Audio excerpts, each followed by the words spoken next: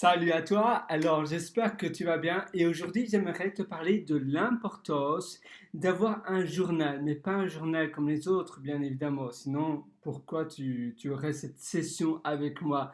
Simplement un journal pour te connaître davantage et un journal pour justement réaliser euh, chaque jour ce que tu fais et bien comment tu peux savoir si tu t'es amélioré ou pas. Comment tu peux savoir si tu as mieux fait que la veille? Comment tu peux savoir si tu as progressé? Eh bien, en notant tous les soirs ce que tu as fait, en notant, voilà, aujourd'hui j'ai fait ça, ça et ça, j'ai réalisé cela, ce que je n'ai pas fait, ce qui m'a permis d'être plus épanoui, plus heureux, ce qui m'a permis aussi de mieux me sentir et un peu de progrès. En fait, c'est un auto-feedback, un self-feedback qui va te permettre de progresser jour après jour grâce à ces feedbacks quotidiens.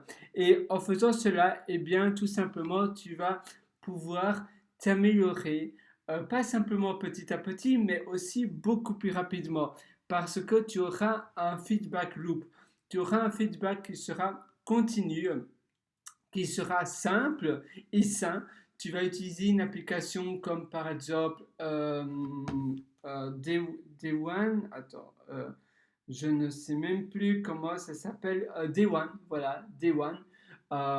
Ou une autre application, ou bien simplement dans ton application de calendrier, et tu vas plus ou moins essayer de voir ce que tu as aimé, ce qui n'a pas été, et en notant cela, en faisant finalement le point avec toi-même, en essayant de voir finalement qu'est-ce qui peut te rendre mieux, et en sachant aussi, surtout c'est le plus important, en sachant ta courbe d'apprentissage, parce que finalement on a tous une manière d'apprendre qui est différente. Certaines personnes apprennent mieux peut-être en écoutant de la musique sans parole, d'autres certainement apprennent ou étudient mieux dans une bibliothèque ou bien dans un coffee shop, dans un Starbucks, ou bien d'autres simplement seuls, sans aucun bruit, sans rien. Moi personnellement j'adore eh bien, étudier sur les plans de travail des cuisines. Dans ma cuisine par exemple j'aime bien m'asseoir, tu sais, le plat de travail eh bien, il est assez haut et j'aime bien m'asseoir sur un tabouret, tu sais, les tabourets hauts, et j'étudie comme cela avec mon PC ou bien dans un Starbucks. Souvent, à Vancouver, par exemple, il y a plein de Starbucks super chouettes et j'aime bien étudier de ces Starbucks-là. Et à Noël, il y a de la musique de Noël et ça, c'est vraiment la cerise sur le gâteau, c'est waouh.